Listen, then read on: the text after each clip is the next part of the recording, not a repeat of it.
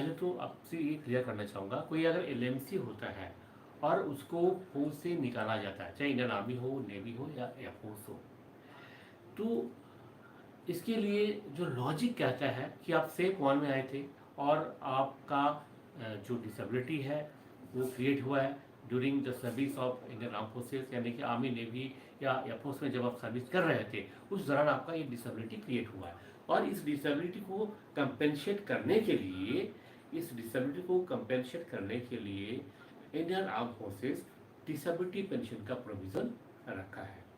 तो ये जो डिसेबिलिटी पेंशन सबको नहीं मिल रहा है एज ऑफ नाउ। क्यों नहीं मिल रहा है?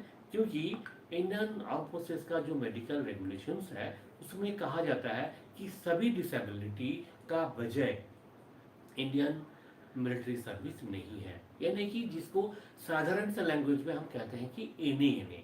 जो एने केसेस है, यानी कि एने का फुल फॉर्म क्या है? Not attributable, not aggravated. तो ऐसे वाले जो केसेस है इस केस में आपको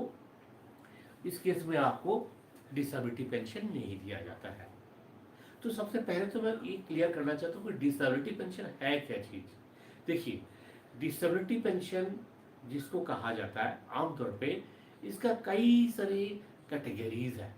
सबसे पहला कैटेगरी है कि आप अगर medical invalidate out of service होंगे, यानी कि आपको फौज से निकाला जाएगा या फिर आप शेल्टर्ड अपॉइंटमेंट आनुलिंग करके, यानी कि आपको शेल्टर्ड अपॉइंटमेंट दिया जा रहा है eight the time of recategorisation, तो उस समय क्या है कि आप एक्सेप्ट नहीं कर रहे हैं, तो ये भी medical invalidated out of service कहा जाता है एज पर पेंशन रेगुलेशन 2008।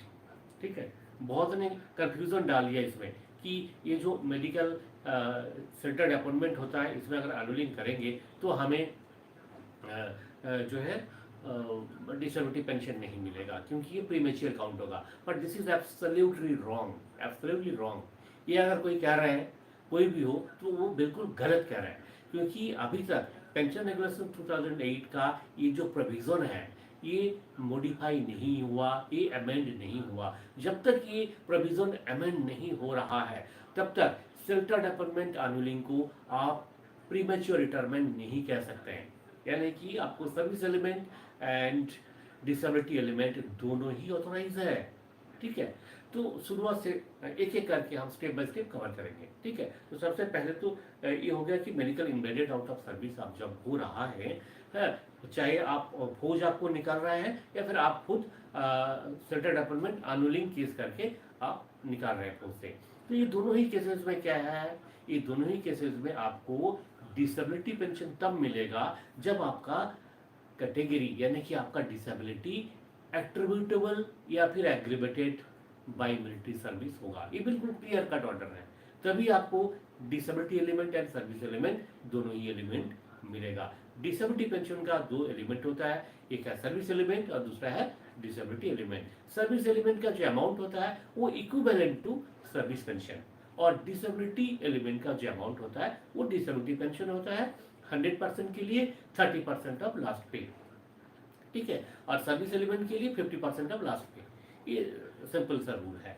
अच्छा, अगर मान लीजिए कोई बंदा 2 साल या 3 साल सर्विस हो गया उसका और वो डिसेबल होके निकल रहा है जिसका एट्रीब्यूटेबल या फिर एग्रीवेटेड है, मान लीजिए उनको ट्रेनिंग में चोट आया था, ठीक है, या फिर ड्यूटी करते समय चोट आया, या फिर उनको ब्रोंकियल अस्थमा हो गया, ठीक है, तो और उनका जो एफएम से 15 है आरएमबी जब हो रहा है तो उसमें उनको जो है एट्रीब्यूटेबल या फिर aggravated by military service point out किया गया।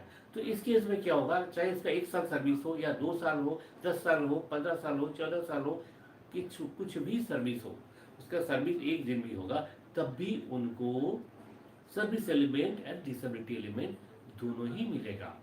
ठीक है, चाहे फौज उसको निकाल रहे हैं या फिर वो खुद शेल्टर्ड अपॉइंटमेंट एनुलिंग करके निकाल रहे हैं, दोनों ही केसेस में उनको disability pension and service pension मिलेगा। और मैं ये जो कह रहा हूँ ना, ये मैं अपने से नहीं कह रहा हूँ, ये रूल बता रहा है, ये पेंशन रेगुलेशन 2008 बता रहे हैं, और इसको मैंने कंफर्म भी किया। पीसीडीए में मैंने आरटीआई किया था और आरटीआई में एक खुलासा हुआ कि अभी तक शेल्टर्ड अपॉइंटमेंट एनुलिंग केसेस को प्रीमेच्योर रिटायरमेंट नहीं माना जाएगा, यानी कि उनको service element and disability element दोनों ही मिलेगा। ठीक है, अगर आप खुद अपने ओन रिक्वेस्ट में कोई डिसेबल पर्सन जिसका एट्रीब्यूटेबल या एग्रीमेंटेड बाय मिलिट्री सर्विस है और वो अपना ओन रिक्वेस्ट में प्रीमेच्योर रिटायरमेंट जा रहा है, उस केस में क्या होगा, उनको एक एलिमेंट मिलता है और वो है disability element, not disability pension, disability element. वो क्या होता है, वो होता है 30% ऑफ बेसिक पे, अगर आपका 100% डिसेबिलिटी होगा तभी।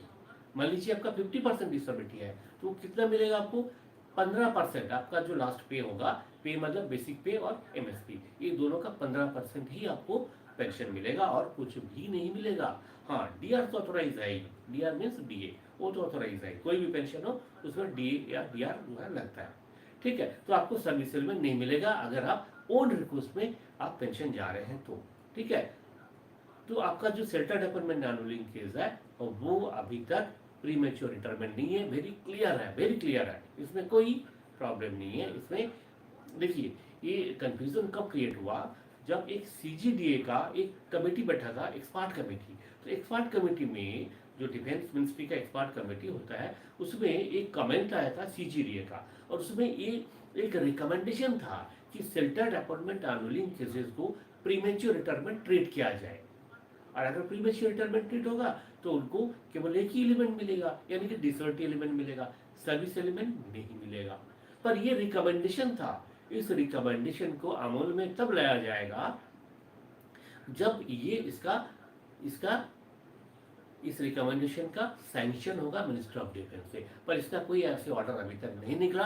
और जब होगा तो देखिए, जब ये सैंक्शन हो जाएगा तो पीआरए यानी कि pension regulation for the army 2008 part 1 या पार्ट 2 जो भी है, उसमें भी आपका चेंजेस देखने को मिलेगा, यानी कि वो भी मॉडिफाई होगा, पर अब तक ऐसे नहीं हुआ है। मैं जो ये इन्फॉर्मेशन बता रहा हूँ, ये सभी इन्फॉर्मेशन आपका रिकॉर्ड वालों को पता होना चाहिए, पीसीडीए को पता है ही, रिकॉर्ड को भी बताना चाहिए। पर बहुत दुख की बात है, जब लोग आरटीआई करते हैं रिकॉर्ड में तो उसमें सही सही जवाब नहीं मिलता है लोगों को, क्योंकि रिकॉर्ड में जो लोग बैठे हुए हैं उनको इतना इंटरेस्ट नहीं है कि किसको क्या कंडीशन में पेंशन मिलेगा, किस कंडीशन में नहीं मिलेगा, इतना इंटरेस्ट लोग नहीं लेते। पर मैं सबसे रिक्वेस्ट करूंगा, देखिए ये जवान का भलाई के लिए है, ये जवानों का भलाई के लिए है, ये वेलफेयर का मैटर है। आप प्लीज़, जो भी आप इस चेयर में बैठे हुए हैं, जो भी कंसर्न है, जो भी डील कर रहे हैं, प्लीज़ थोड़ा सा पढ़िए। ठीक है, रूल रेगुलेशन को थोड़ा सा पढ़िए।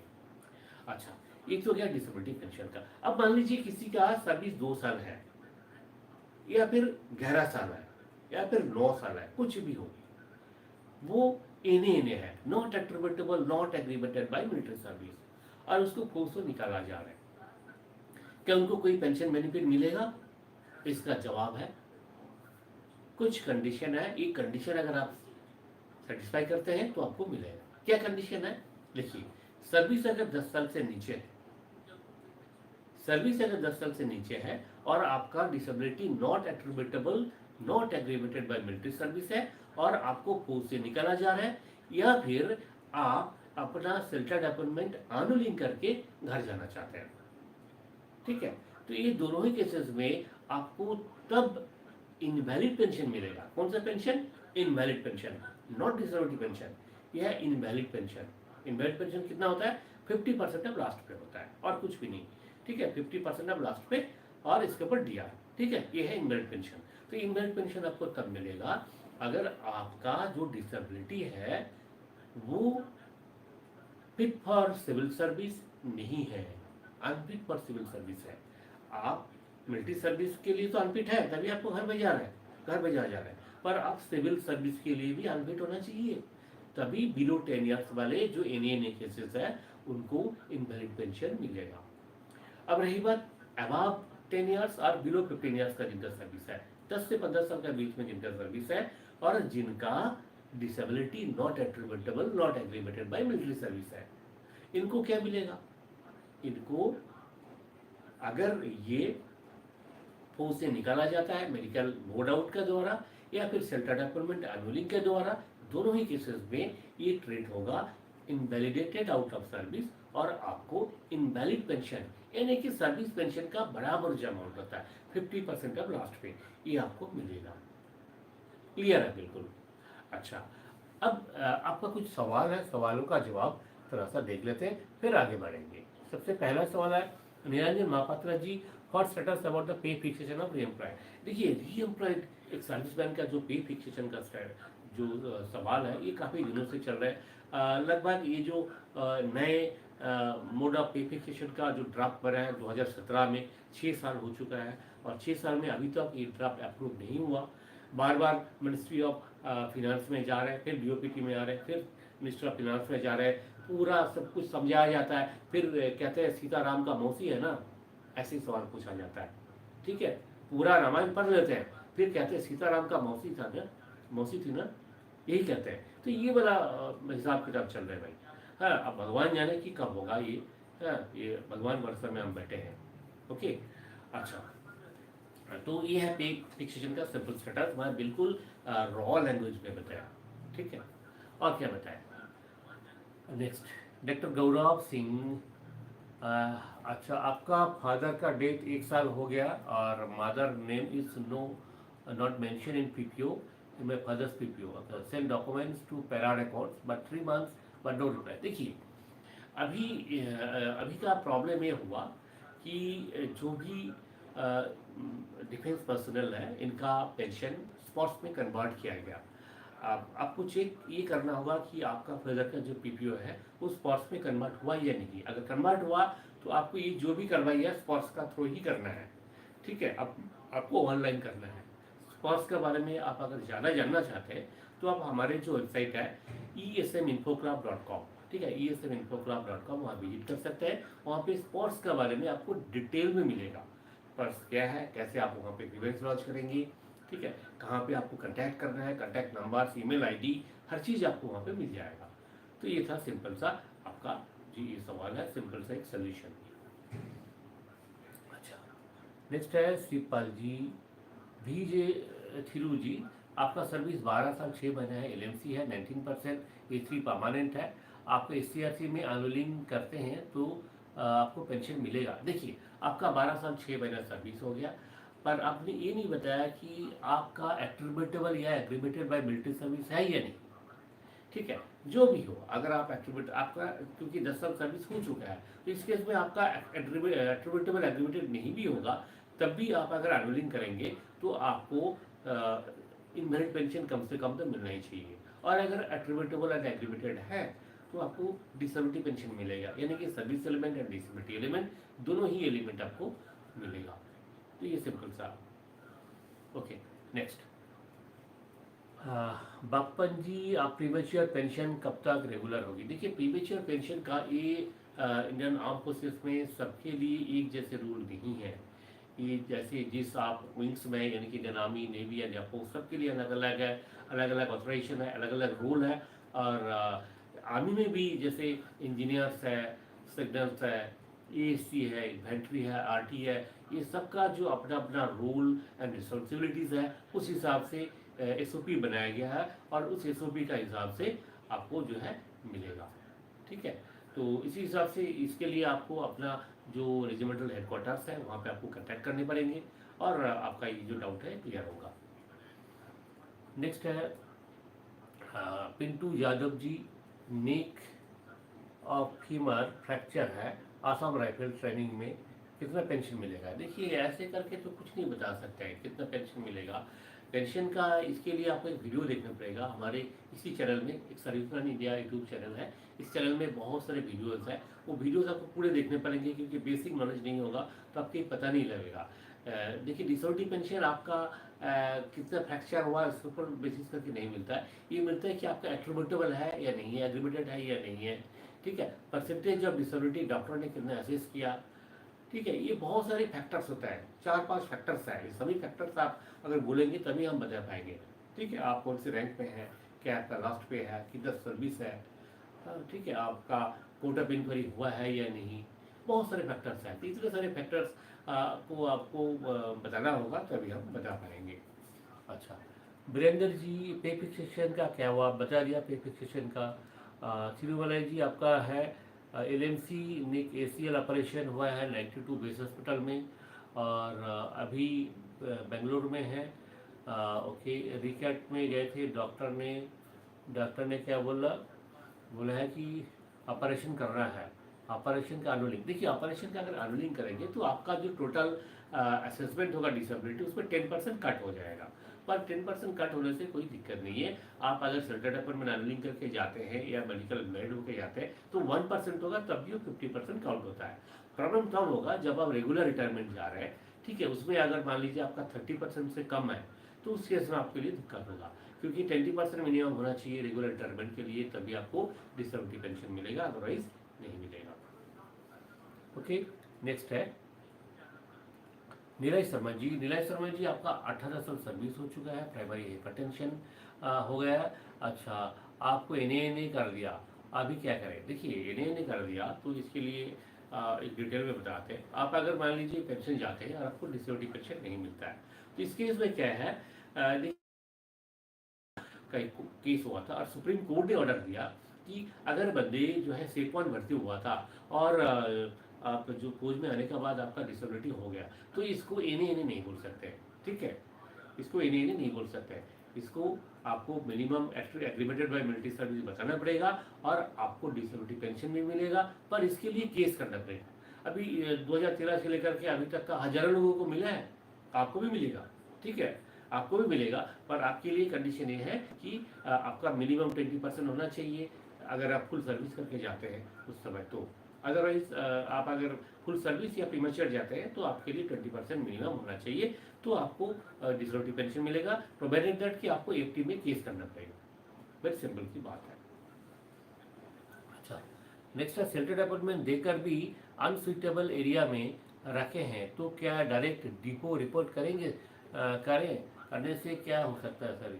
क्योंकि ऑल एलएलसी पर्सनल जिनकी यूनिट सीआई ऑफ्स में है उनके बाकी यूनिट डिपो भेजते हैं। यस, देखिए अगर ऐसे कुछ परेशानी होता है तो सबसे पहले तो मैं आपको इस सलाह दूंगा कि आप अपने कमांडिंग ऑफिसर से बात करना चाहिए, ठीक है।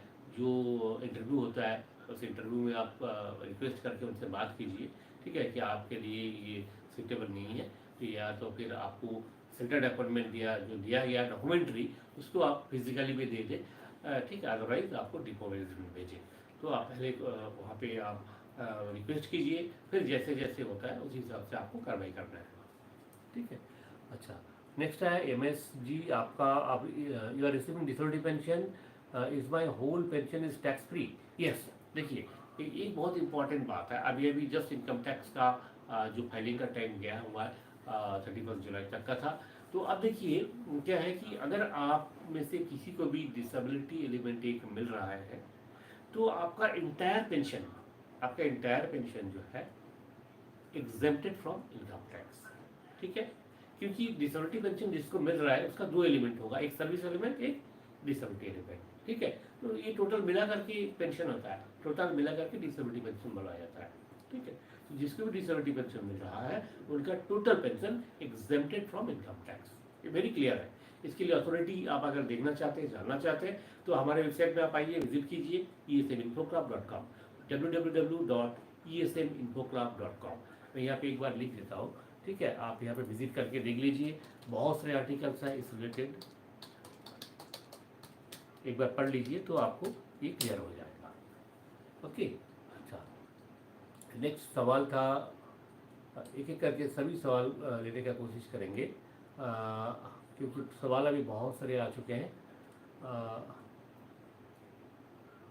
एमएस जी आपका हो गया, थिरुमल जी एक्टिवेटल, ओके, लाइफ एक्सपीरियंस हो गया। पवन कुमार जी आपका सर्विस 7 साल है, एट्रीब्यूटेबल टू मिलिट्री सर्विस है आपका, ओके। अगर आप खुद एनुअलिंग करेंगे, अगर आप खुद एनुअलिंग करेंगे तो क्या होगा,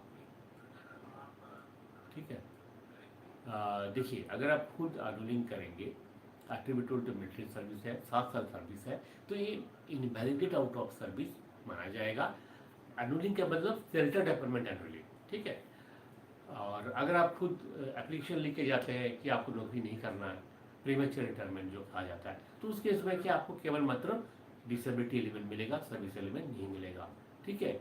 और सेल्टेड अपॉइंटमेंट आप एनुअलिंग करते हैं एज पर पेंशन रेगुलेशंस 81, 82 और 95 PRA 2008 पार्ट 1, तो उस हिसाब से क्या है आपको service element and disability element दोनों ही एलिमेंट मिलेगा।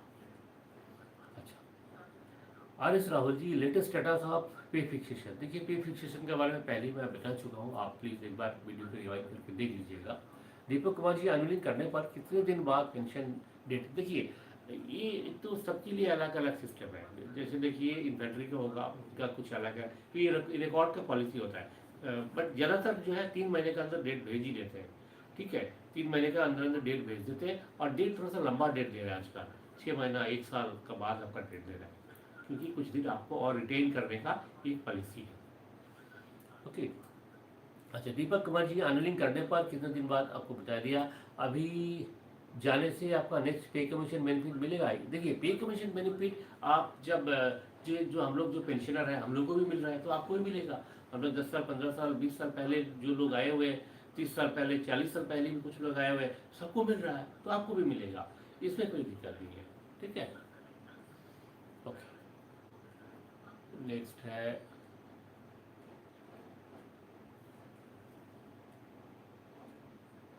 नीलय शर्मा जी। आपका 18 साल सर्विस है, प्राइमरी हाइपरटेंशन है, आपका बता दिया। देखिए प्राइमरी हाइपरटेंशन जो है एन एन ए केस है, तो एन एन ए केस में वही मैंने आपको बताया कि कोर्ट से आने के बाद आपको केस करना पड़ेगा। ओके। अच्छा मदनलाल जी, आपका यार में फायर करते समय इंजरी हुआ है। देखिए इस केस में क्या होगा, ऐसे केसेस में आपका जो इंजरी रिपोर्ट है उसके हिसाब से ही चलेगा। इंजरी रिपोर्ट में अगर आपका एट्रीब्यूटेबल लिखा हुआ है, एग्रीवेटेड लिखा हुआ है, तो उस हिसाब से आपको बेनिफिट मिलेगा। मदनलाल जी, बट सीओ ने और कमांडर ने इंजरी रिपोर्ट साइन कर दी और एट्रीब्यूटेबल बताया है, क्या ये एट्रीब्यूटेबल माना जाएगा? यस, माना जाएगा। आपका कमांडिंग अफसर ने लिख के साइन किया हुआ है, माना जाएगा, इसमें कोई दिक्कत नहीं है।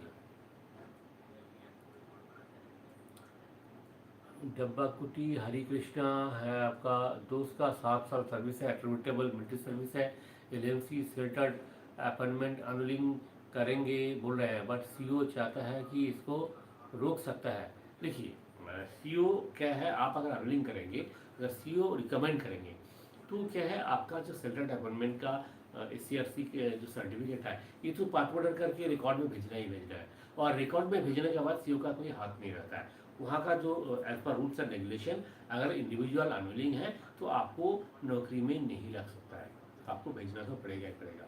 ठीक है, आपका डिस्चार्ज ऑर्डर आ जाएगा, यही रूल्स है, स्वाभाविक तरफ से ये रूल है। अगर कोई एक्सीजेंसीज है, इमरजेंसीज है, तब तो पेंशनर को भी बुला लेता है, वो केस अलग है। फैमिली पेंशन का लाइफ सर्टिफिकेट बैंक में देना होगा क्या? देखिए फैमिली पेंशन का पेंशनर का जो लाइफ सर्टिफिकेट है, वो बैंक में लास्ट ईयर जमा करवाया गया था, क्योंकि उस समय स्पर्श का जो है पूरी तरह से जानकारी सब लोगों को नहीं था, पर अब तो स्पर्श का जानकारी सबको हो गया, तो आप कोई दिक्कत नहीं है, आप जो है स्पर्श का थ्रू जमा कर सकते हैं, या फिर चाहे तो आप वहाँ भी जमा कर सकते हैं, जो भी आपका सुटेबल होगा। अच्छा राजपूत महाराणा प्रताप जी, अब हिली पोस्ट में हार्ट अटैक से परमानेंट कैटेगरी हो गया, aggravated by military service, 3 years pension मिलेगा? यस मिलेगा, मिलेगा, एग्रीवेटेड है तो मिलेगा। दीपक चौधरी जी, आपका है हाइपरटेंशन का P2 परमानेंट कैटेगरी है, सर्विस 7 साल है, पेंशन मिलेगा? यस। देखिए अगर आपका एट्रीब्यूटेबल या एग्रीवेटेड है तो मिलेगा। धर्मवीर सिंह जी, आपका सर्विस 22 साल है, hypertension P2 permanent, aggravated by military service है, आंदोलन करना चाहते हैं? यस, कोई नुकसान नहीं है, आप आंदोलन करना चाहते हैं कीजिए, आपको सर्विस एलिमेंट और डिसेबिलिटी एलिमेंट दोनों ही मिलेगा, यानी कि सर्विस पेंशन भी मिलेगा, डिसेबिलिटी पेंशन भी मिलेगा, 1% होगा तब भी मिलेगा। ठीक है, इसमें फायदा ही फायदा है। हम्म। अच्छा MSG, I have retired in 2019, in which I will get the next RFP। देखिए आपको नेक्स्ट RFP 2024 में ही मिलेगा। ओके। विनोद शर्मा जी, 2 साल service, invalid medical board out हुआ है, NNA केस है, बट AFT चंडीगढ़ से केस जीत गया है, तो पेंशन रिसीविंग अकाउंट नंबर मांगा है, क्या मुझे दोनों एलिमेंट मिलेगा? यस, दोनों एलिमेंट मिलेगा। ठीक है, NNA है वो केस जीतने के बाद NNA नहीं रहता है, वो एग्रीवेटेड मिलिट्री सर्विस दुनिया में रहेगा, और इस केस में आपको दोनों एलिमेंट मिलेगा। ओके। विनोद शर्मा जी, 2 साल सर्विस है, इनवैलिड, अच्छा बता दिया। ब्रंकियल अस्थमा को IMB आउट करने के बाद बाद में फिर करके पेंशन बंद कर सकते हैं क्या? नहीं। देखिए अभी तो फॉर लाइफ होता है, अभी जो ब्रोंकियल अस्थमा जिनका होता है, ठीक है, ये लाइफ लॉन्ग होता है, इसमें अब बीच में रोक नहीं सकता है, ठीक है। क्योंकि एक कहावत ही है कि दमा जो है दम के साथ ही जाता है, ठीक है। और जो मॉडर्न मेडिसिन भी यही मानता है कि एक बार अस्थमा जिसको हो गया, अस्थमा क्यूरेबल डिजीज नहीं है, क्योंकि मॉडर्न मेडिसिन मेडिकल साइंस जो है दमा का अस्थमा का जो दवाई कुछ नहीं है, ये मेंटेन करने के लिए है, ठीक है। मॉडर्न मॉडर्न साइंस में क्योर करने के लिए दवाई नहीं है। बीपी हो गया, ये आपका डायबिटीज़ हो गया, ब्रोंकियल अस्थमा हो गया, ये जिसको लाइफस्टाइल डिजीज कहते हैं, इसको क्योर नहीं करना चाहता है। अगर क्योर कर दिया बाय द वे तो फिर दवाई नहीं दिखेगा, ये बहुत सिंपल सी बात है। तो इस बात के लिए आप बिल्कुल बेफिक्र रहिए, ठीक है। ये दवा कंपनी का कृपा है, उनके कृपा से आपको मिलेगा, पेंशन मिलेगा life long. Arun Kumar ji IAF से रिटायर है आप हाइपरटेंशन एंड डायबिटीज़ के साथ रिटायर हुए हैं 30 जून 2023 को। एग्रीवेटेड एट्रीब्यूटेबल एनएएन है। देखिए एग्रीवेटेड, अच्छा दोनों में एनएएन है। देखिए इस केस में आपको, आपके पास एक ही रास्ता है, आप एएफटी में केस डाल दीजिए। सबसे पहले तो आप अपील कीजिए, ठीक है। तो आपका first appeal and second appeal दोनों डाल दीजिए आपका एफ्रो में, ठीक है। वहाँ से जब रिजेक्ट होगा तो फिर आप एएफटी में केस डाल दीजिए, ठीक है। बहुत सिंपल सी, और आपको मिलेगा, ठीक है। आपको डिसेबिलिटी पेंशन मिलेगा, प्रोवाइडेड दैट कि आपका मिनिमम डिसेबिलिटी 20% होना चाहिए, ओके। अरुण कुमार जी आपको मेडिकल पेंशन का कोई चांस है? यस अरुण कुमार जी, आपको तो बता दिया चांस है, मिलेगा, लेकिन आपको केस करना पड़ेगा। केस करने से अगर आपका 20% मिनिमम है, डेफिनेटली आपको मिलेगा। सबको मिल रहा है, आपको मिलेगा, पर इसमें टाइम लगता है, 3-4 साल कम से कम टाइम लग जाता है, और आपको एरियाज का साल मिलेगा। जितना जल्दी हो सकता है केस डाल दीजिए, ठीक है। अच्छा हाँ, दीपक शौरी जी आपका है कि दो कैटेगरी है, सीजर डिसऑर्डर और हाइपरटेंशन, एन सर्विस 7 साल है, कुछ मिलेगा? देखिए 7 साल सर्विस में आप अगर अर्निंग करके जाएंगे या फिर जो भी हो, आप एन केस है आपका, एन केस में आपको घर भेजने से तभी मिलेगा if you are unfit for civil and military both the service, ठीक है। और 10 साल सर्विस हो गया तब अगर भेजते हैं तो कोई बात नहीं है, आपको इमीडिएट पेंशन मिलेगा उस केस में, ठीक है। गुरमेल सिंह जी आरएमबी के टाइम डॉक्टर फिट कर सकते हैं क्या? नहीं, अगर अनविलिंग करने पर पेंशन डेट आ जाए तो देखिए, अगर आपका आरएमबी के टाइम पे आप सेफ ऑन हो गया तो सेलेक्टेड अपॉइंटमेंट आपके लिए एप्लीकेबल ही नहीं है, फिर आपको घर भेज ही नहीं सकता है। सेलेक्टेड अपॉइंटमेंट अनविलिंग केस में अगर डॉक्टर ने फिट कर दिया तो वो घर नहीं भेज सकता है, क्योंकि एलएमसी ही नहीं है आप, ठीक है, आपको रखना पड़ेगा। अच्छा, रोहित बलवार जी, ठीक है, okay. BJ Thiru ji 1% to 50% में कन्वर्ट का अथॉरिटी, देखिए इसका कन्वर्ट का जो अथॉरिटी है ये 2006 1 जनवरी 2006 से है। इसका अथॉरिटी आपको कैजुअलिटी पेंशनर्स जो अथोराइजेशन है ये है, इसके लिए आप फॉलो करें, हमारा जो वेबसाइट है उस वेबसाइट पे दिया हुआ है, डिटेल में दिया हुआ है, उसमें आप एक बार प्लीज़ चेक कर लीजिए। वेबसाइट है esminfoclub.com। गोविंद सिंह जी सेल्टार्ट अपॉइंटमेंट, और इसको आप पीसीडीए का वेबसाइट में भी देख सकते हैं। पीसीडीए का वेबसाइट जब खोलेंगे ना, पीसीडीए का वेबसाइट में भी है, हमारे वेबसाइट में तो है ही, आप देख सकते हैं, चेक कर सकते हैं। अच्छा, गोविंद सिंह जी सेल्टार्ट अपॉइंटमेंट एनुअलिंग क्या है सर? आपका 22.5 साल सर्विस है, तीसरी है, 16 में एनएएनए है, कोर्ट ऑफ इंक्वायरी में एट्रीब्यूटेड मिलिट्री सर्विस है। अच्छा, देखिए सेल्टार्ट अपॉइंटमेंट एनुअलिंग ये होता है कि आप जब रिचेट होता है तो आपसे एक बार पूछा जाता है कि आप सर्विस करना चाहते हैं, नहीं क्या करना चाहते हैं।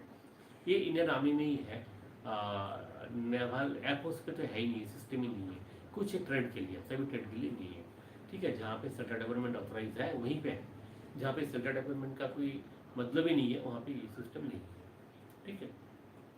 तो यानी कि आपको अल्टरनेट कुछ काम दे के रखा जाएगा, जो आपका काम था वो थोड़ा हार्ड काम होगा, ट्रेड वर्क होगा, तो थोड़ा सा रिलैक्स कैटेगरी में आपको डाला जाएगा, और फिर आप जिससे कि आप नौकरी कर सकते हैं मिनिमम पेंशन सर्विस तक, ठीक है। ये है सेल्टर डेवलपमेंट का कहानी। अगर आप सेल्टर डेवलपमेंट अनूलिंग करेंगे तो इस केस में आप invalidate out of service count होंगे, और आपका 1% भी कैटेगरी होगा वो 50% ब्रॉडबैंड में आ जाएगा, इसको ब्रॉडबैंडिंग कहते हैं, ठीक है। चंदन कुमार जी आपको 5 साल के लिए डिसेबिलिटी मिला है, अगर क्या मुझे आगे क्या करना पड़ेगा? देखिए आपका कोई हाथ नहीं है, 5 साल बाद आपको एक बार RSM भी होगा, RSM में आप अगर कंटिन्यू रहे तो आपको पेंशन मिलता ही जाएगा, अपग्रेड हो गया तो डिसेबिलिटी एलिमेंट बंद हो जाएगा। ओके, विनय शर्मा जी आपका है अब से 2020 AFT ने केस किया है, तब से पेंशन मिलेगा। देखिए जब से हम अप्लाई किया, जब से आप फर्स्ट अपील किए होंगे, जब से जिस डेट से, उसी डेट से आपको मिलेगा। जिस दिन आप पहली बार एक एप्लीकेशन भेजे हैं रिकॉर्ड में, उसी दिन से आपको पेंशन मिलेगा। ठीक है। अच्छा, विनोद शर्मा जी आपको बताया। दूसरा, सिल्टेड अपॉइंटमेंट पर रिकैट बोर्ड, सिल्टेड भूपेंद्र सिंह जी, कुंज Kumar ji, injury PT, sorry, सिल्टेड appointment पर रिकैट बोर्ड करा के आए, अनुलिंग पर साइन का बोला तो 6 मंथ से कोई बात ही नहीं कर रहा है। साइन करने के बाद बोल रहा है कोई टाइम पीरियड की नहीं है साइन कर। देखिए ऐसे कुछ नहीं, आपका जो रिकैट होगा उसके बाद आपका एक पार्ट ऑर्डर होता है, और पार्ट ऑर्डर में अगर परमानेंट कैटेगरी आप हो गए तो इसमें SC/RC तो भरना ही होता है। ये है सिंपल सा तरीका है। धर्मवीर सिंह जी, अगर फुल सर्विस 24 साल है तो हाइपरटेंशन P2 परमानेंट का मेडिकल पेंशन मिलेगा। देखिए अगर आप 24 साल पूरा करके जा रहे हैं और आपका जो 20% से कम है तो आपको कोई बेनिफिट नहीं मिलेगा। एग्रीवेटेड या एट्रीब्यूटेबल है तो भी नहीं मिलेगा। और आप बल्कि 24 साल से 2 दिन कम करके जा रहे हैं या 1 महीना कम करके जा रहे हैं, सेंट्रल अपॉइंटमेंट अनुलिंग करके जा रहे हैं, उस केस में आपका एक दिन आपका जो 1% भी आपका अगर आपका डिसेबिलिटी होगा तब भी आपको 50% का लाभ मिलेगा। ये सिंपल सी बात है। ठीक है। हाँ, प्रोवाइडेड दैट कि आपका एग्रीवेटेड या एट्रीब्यूटेबल बाय मिलिट्री सर्विस होना चाहिए। रविंद्र सिंह जी आपका है हर जानकारी लाजवाब है। और सभी थैंक यू ITR में आपके सहयोग मिला, बहुत बहुत थैंक यू रविंद्र जी। देखिए हम कोशिश करते हैं कि अगर हमारी थोड़ा सा जानकारी शेयर करके अगर आपका कुछ वेलफेयर हो जाता है, अगर आपको हम थोड़ा सा भी हेल्प कर पाते हैं तो हमें खुशी होता है। नमस्कार रविंद्र जी। ठीक है, दीपक जी आपको बता दिया। रोहित जी, स्पर्श में लाइफ सर्टिफिकेट कैसे सबमिट करना है प्लीज़। देखिए स्पर्श में लाइफ सर्टिफिकेट कैसे सबमिट करना है इसका वीडियो डिटेल में बताएंगे, क्योंकि अभी टाइम आने वाला है, नवंबर में आपको सबमिट करना है, तो बहुत जल्द एक वीडियो बना के बिल्कुल डिटेल में। और देखिए इसके बारे में अगर पढ़ना चाहते हैं तो हमारा वेबसाइट है, इंग्लिश में पढ़ना है तो ESMinfoclub.com, हिंदी में पढ़ना है तो faujinews.com।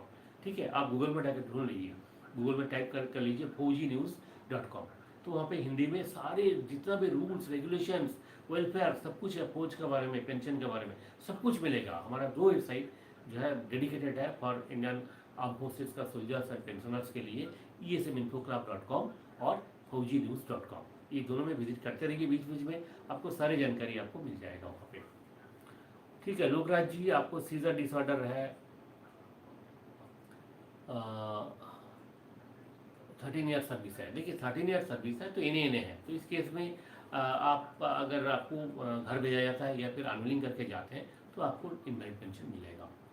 रणधीर अजीत जी आपका category as per initial board aggravated by military service है, तो ये लिखा हुआ है, डिसेबिलिटी पेंशन आपको मिलेगा। हाँ रजत जी, अगर आपका एग्रीमेंटेड यस है तो आपको पेंशन मिलेगा। ठीक है। अच्छा, thank you Chandan Kumar ji. Temporary disability मिला है, वही मेरे फ्रेंड के सेम केस में परमानेंट कर दिया, आपको 5 साल के बाद। यस, देखिए ये तो डॉक्टर देखते हैं कि आपका ऑनसेट कैसे हुआ है, किसी का परमानेंट डिसेबिलिटी देते हैं, किसी को 5 साल बाद फिर आने के लिए बोलते हैं, क्योंकि डॉक्टर देखते हैं आपका पूरा केस हिस्ट्री, आपका ऑनसेट, आपका और भी जो बैकग्राउंड है, सारी चीज़ों को देख करके ही ये डिसाइड करते हैं। ये तो मेडिकल रूल्स है, इसमें जो है रूल्स जो एडमिनिस्ट्रेटिव रूल्स है इसका कोई इंटरवेंशन नहीं है। ठीक है। हशीमा जी जय हिंद। आपका हाइपरटेंशन P2 परमानेंट इंडिविजुअल अनुलिंग peace serving 21 years 5 month disability pension मिलेगा। देखिए इसमें है, फील्ड में है, ये कोई मैंने नहीं रखा है। मेनली आपका अगर एग्रीवेटेड या एट्रीब्यूटेबल बाय मिलिट्री सर्विस है तो आपको डिसेबिलिटी एलिमेंट मिलेगा। बहुत सिंपल सी बात है, प्लीज़ थोड़ा चेक कर लीजिए। दीपक कुमार जी आरएमबी में एनएएनए नहीं कर सकते हैं एग्रीमेटेड से, नहीं आरएमबी में एग्रीमेटेड को एनएएनए कैसे करेंगे? एक बार डॉक्टर ने जो बता दिया एग्रीमेटेड है, तो वो जो कंडीशन है उसी को देख करके आपको एग्रीमेटेड ही कंटिन्यू रहता है। बहुत रेयर केस है, कहीं मान लीजिए कोई गलती हो गया डॉक्टर से, पहले गलती से एग्रीमेटेड लिख दिया, तो उस केस में हो सकता है। अदरवाइज इन जनरल एक बार जो पहले आपका इनिशियल बोर्ड में हो गया वही कंटिन्यू रहता है। हाँ, पर डीजीएमएस का एक इंस्ट्रक्शन है 2018 का कि आरएमबी में ही फाइनल बताया जाएगा, पहले आपका एग्रीमेटेड एक्टिविटी नहीं लिखा जाएगा, at the time of RMB ही आपको फाइनली बताया जाएगा। तो कुछ जगह में फॉलो हो रहे हैं, कहीं पे नहीं हो रहा है। ठीक है, अशोक जी, डिसेबिलिटी पेंशन बंद होने वाली है क्या? नहीं नहीं, कभी नहीं, डिसेबिलिटी पेंशन कैसे बंद होगा, बंद नहीं हो सकता है। सीजर, देखिए सीजर एग्रीवेटेड नहीं होता है नॉर्मली, ठीक है, सीजर वाला जो केस है। पवन कुमार जी, ठीक है, देखिए आज और ज़्यादा क्वेश्चन नहीं ले सकते हैं क्योंकि काफ़ी टाइम हो गया, और फिर कोशिश करें अगले हफ्ते आपसे फिर मिलने के लिए। नमस्कार, जय हिंद, जय भारत।